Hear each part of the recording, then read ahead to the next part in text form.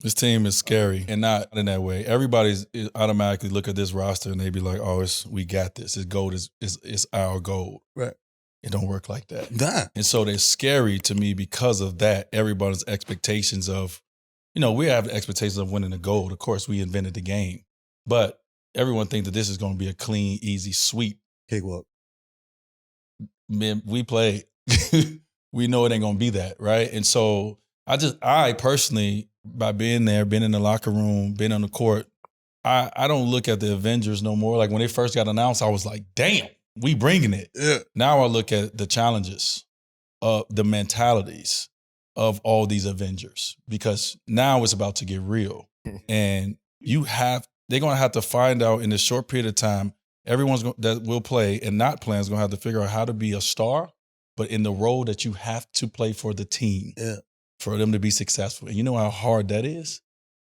And so I'm looking at, as we sit and we talk, as we pull Anthony Edwards to the side and we talking to him about the role he should take on this team, right? Everybody got to figure out very specific. Yes. It was very specific what we told him. Very specific. What attitude are you bringing to this team that is going to allow you individually to stand out? Yeah. You know what I mean? Obviously do what you need to do for the team and to help win, but it's not easy at all. And so the challenges of a roster like this, is there. But I mean, of course, man, we have some of the greatest players that ever touched the basketball, and it's amazing to see. I love looking at the videos of them walking into the practice gym. Mm-hmm. I see Bron, I see Steph, I see KD, Mm-hmm. And the list goes on and on. I'm like, damn, It's a squad. that's a squad. But then I know what that squad got to do to bring that gold back, and it's a little harder because they have a squad, and they don't we had a squad. But we had the right amount of role players at the same time with Michael Redd and Tayshaun Prince and so forth and so on, right? $8 and 12. Yeah, and so, you have these role players, even a Derek White coming in, amazing addition to the USA team. So, I look at it that way a little bit. Who do you see out there, like another team, like another country or whatever, that's like, damn. Canada. They stepped it up. Canada? Yeah. Canada. Yeah. Canada. Canada. They have. That's what we see. They have the right mixture of talent of guys who are good role players in the NBA. The Olympics is about certain guys who are C players, quote unquote, in the NBA. They become A+ players in the Olympics. Right. When they play for their country. Yeah. They play for their respective teams. Yeah. And they understand roles. They understand sacrifice, right? A little bit. But they don't have the powers that we have. They don't have the talent overall.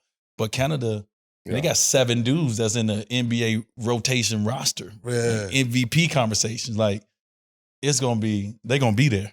They're going to be in So that's the team I look, I'm like, ooh. The sacrifice that it takes to get on the right page first is a lot. Meaning, there's so many, who's the alphas on the team? Right. Like when you really look at the team, right, who's the alphas on the team?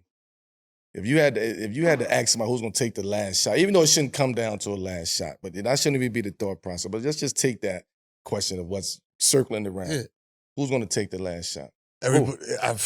That's my point right there that you had to say. You get what I'm saying? So there's, when I say sacrifices, right, there's guys that don't mind passing the ball up because I have other great players on my team. Right.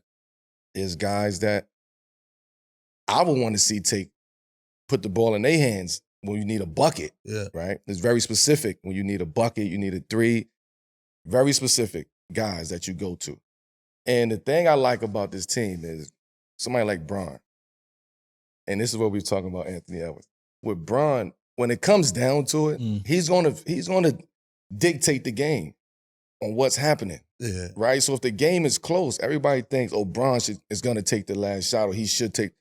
Nah, he's going to go into who is the best percentage, who's the best person in this moment right now. Who do we trust in this moment? Right? In that moment. We know who he trusts already. We know he trusts Steph. We know he trusts AD. We know the guys he really, really trusts. So now there's KD. And now he got an opportunity, as young guys on the team got an opportunity to go stand next to Bron to gain that trust. So when crunch time comes, which it will come, you will be ready to step right there, and he feel confident enough to throw you that ball because he know you got a chance to hit the shot, and he know you want this shot. Right. It's a difference. See, that's the different part of the game that I don't, he don't get that credit for. Like, right. He's observing the game as it's going on. He's like, he knows he's hot right now. He wants to rock. He know what's the score? What we need a bucket? Okay, we need a 3. All right, cool. Yeah, we going to Steph. Right. He knows how many shots. He know how many shots you missed in a row. That's a fact. He know the next shot that you need to get back on track. If I need a bucket, I know there's 2 guys I'm going to on this team that's going to give me a bucket. Right here, no, this guy's mind is insane. I'm going to get him alive to get him going. Yeah, I'm going to run this play for him to get this curl to get him to his strong hand because he's missed his last 3. He need this. So that's what I mean by sacrifices, right? And you got to be willing to accept that. And there's some guys who, listen, they ain't going to play. You got to be willing to accept that too. Yeah. Some guys who going to play a little bit and get pulled right out. You got to accept that too. So to your point, what we talked about is like being a star, being great in the role that you're given, which made us come together as a team. I got a question for you. So knowing what you know now, obviously, go back to 04 when you didn't play. What would you do differently now? He got me. Or tell a guy that's in your position to do now because you know what it takes. Yeah, I know what it takes. It's different for me because we were promised something. You get what I'm saying? In 04, we were promised. We wasn't on the team. People forget that. We wasn't on the team. They already had their team. Guys was backing out the Olympics in 04. They called us to say, hey, we need the young guys. Right. Come fill this team in, come fill these spots in. You guys gonna play. We played in Jacksonville. We played on the tour, the exhibition games in every city, every country that we went to. We was bringing us back every single game. Down 8, we come in, the young gunners is coming was doing their thing. Yeah. Right? Yeah. We get to the Olympics now, and it's just like people, they just forget about it. Ooh. That's a hard pill to swallow because you don't know why. You're 19. You don't know why this is happening. You just told me I'm going to play. You just told me. And then now my competitive spirit kicks in. I'm looking at who's in front of me. Like, why you bring me here? If you know what I mean? If you're not going to play. But I didn't understand what it meant to just be a part of the team. Right. I'm looking at, shit, you call me on this team, or you call me to come contribute on this team, and I'm looking at the niggas that's in front of me? Man. Come on, champ. And then what made it worse was we lost to Puerto Rico. Oof. Ooh. Shout out to my Bodies, but Ooh. So when you talk about the mindset, the mentality, it was like, yeah, I was tight that we lost that game. But it was a part of me that was like, our folks is over here. Like, they in the crowd with the banjos and shit. They doing all type of shit in there when they beat us. You remember that? I do. But okay, but what would you tell Cayenne in that situation? In the same situation you in, what would you tell Cayenne? In that situation, this shit is hard as fuck to get on this team. Don't fuck it up. Yeah. Do what you have to do to be a part of this team. Because in 4 more years. If you have to be 12th man, throwing your time. In 4 more years, you're going to get another chance at it. You're going to get another chance. You might get another chance in the World Cup in 2 years. Right. Yeah. But it's all about roles.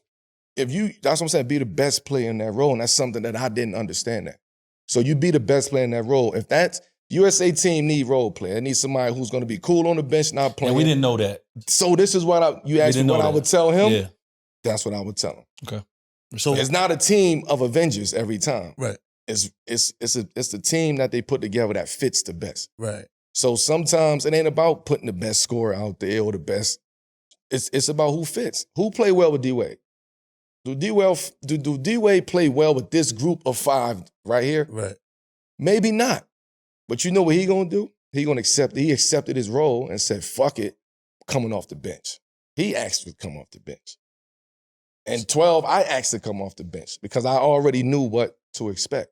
So I'm telling young kids today, you don't know what to expect. All that ego and shit, that shit go out the window when you put that USA on your chest. It's different.